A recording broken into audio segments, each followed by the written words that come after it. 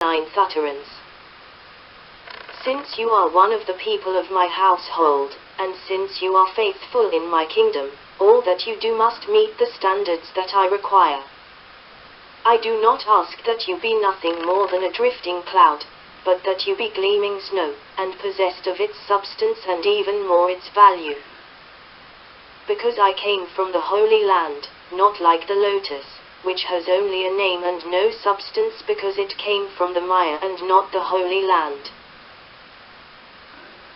The time that a new heaven descends upon the earth and a new earth spreads over the skies is also the very time that I formally work among man. Who among man knows me? Who beheld the moment of my arrival? Who has seen that I not only have a name, but, moreover, am also possessed of substance? I sweep away the white clouds with my hand and closely observe the skies. In space, nothing is not arranged by my hand, and beneath space, no man does not contribute his own tiny effort to the accomplishment of my mighty enterprise.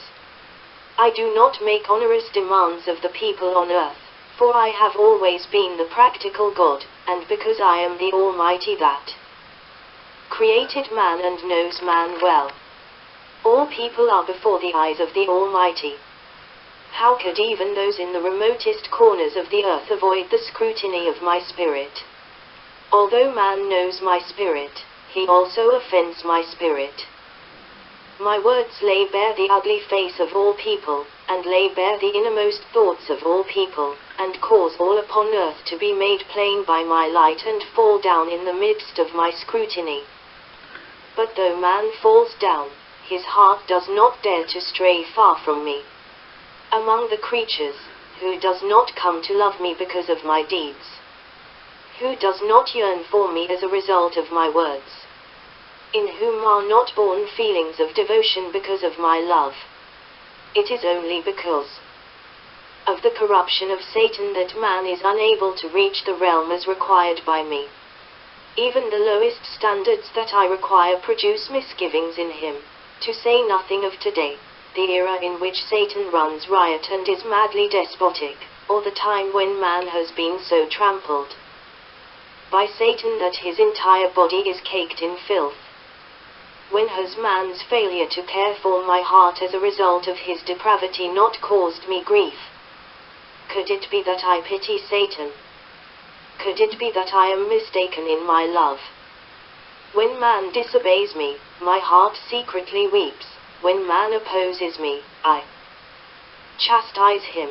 When man is saved by me and resurrected from the dead, I feed him with the utmost care. When man obeys me, my heart rests easy and I immediately sense great changes in all things in heaven and on earth.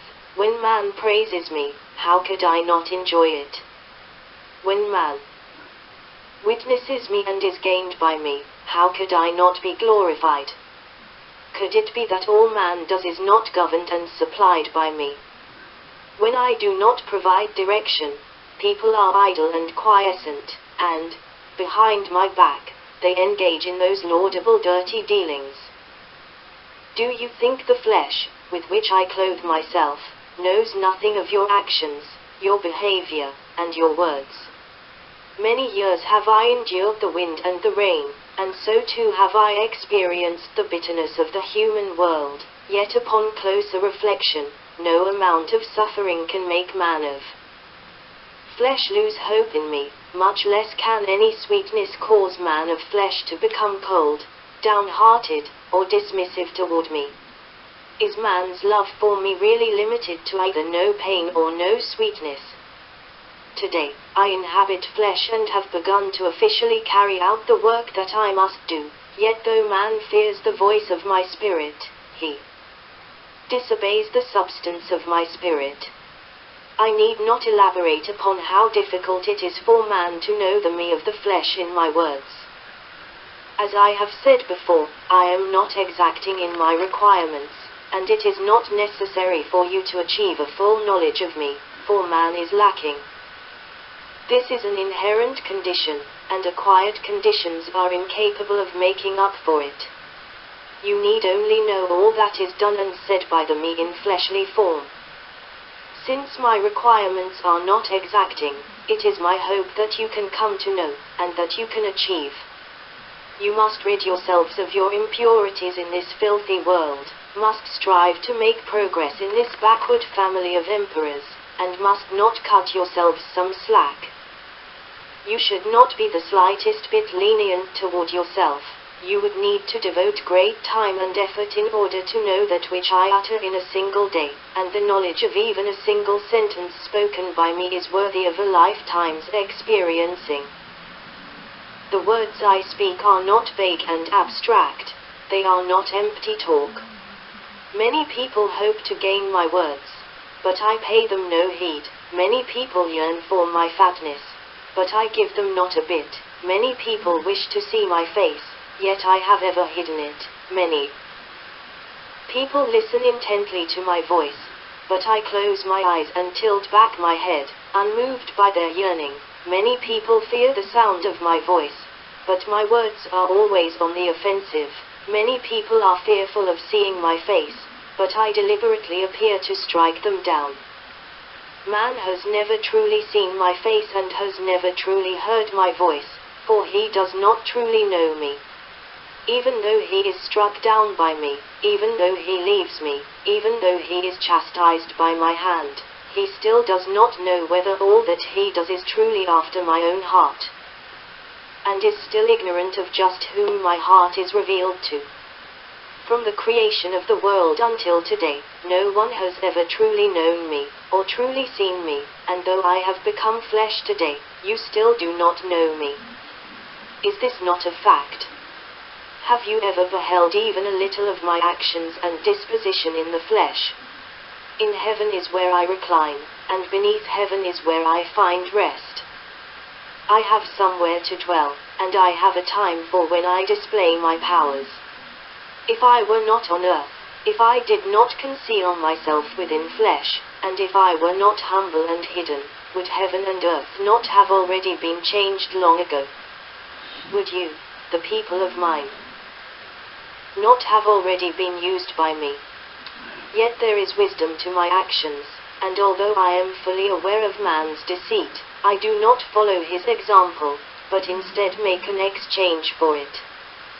My wisdom in the spiritual realm is inexhaustible, while my wisdom in the flesh is everlasting. Is this not the time in which my deeds are made plain? I have forgiven and pardoned man many times, right up until today, in the age of kingdom. Could I really delay my time any longer?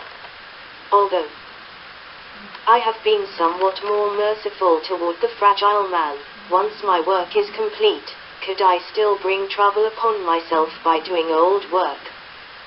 Could I wittingly allow Satan to accuse?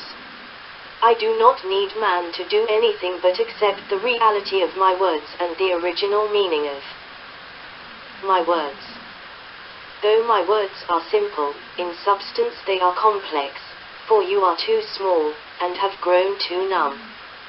When I reveal my mysteries directly and make plain my will in the flesh, you take no notice. You listen to the sound, but do not understand the meaning. I am overcome with sadness. Although I am in the flesh, I am unable to do the work of the ministry of the flesh. Who has come to know my deeds in the flesh among my words and actions? When I reveal my mysteries in writing, or speak them aloud, people are all dumbstruck. They close their eyes in silence. Why is what I say incomprehensible to man? Why are my words unfathomable to him? Why is he blind to my deeds? Who is able to see me and never forget? Who is able to hear my voice and not allow it to pass them by? Who is able to sense my will and please my heart? I live and move among people. I have come to experience their lives, and though I felt that everything was good after I created them for man, I take no joy from life among man, and am not gladdened by the happiness among man. I do not detest and reject man, but neither am I sentimental toward him, for he does not know me. He finds it hard to see my face in the darkness, and has difficulty hearing my voice, and is unable to discern my words. amid the clamor. Thus, superficially, all that you do is in obedience to me, but in your heart, you still disobey me. The whole of mankind's old nature, it can be said, is like this. Who is an exception? Who is not one of the objects of my chastisement? But who does not live under my tolerance? If man were destroyed by my wrath, what would be the significance of my creation of the heavens and earth? I once warned many people, and exhorted many people, and openly judged many people. Is this not much better than directly destroying man? My aim is not to put man to death, but to cause him to know all my deeds amid my judgment. When you ascend from the bottomless pit, which is to say, when you free yourselves from my judgment, your personal considerations and plans will all disappear, and all people will aspire to satisfy me. And in this, will I not have achieved my aim?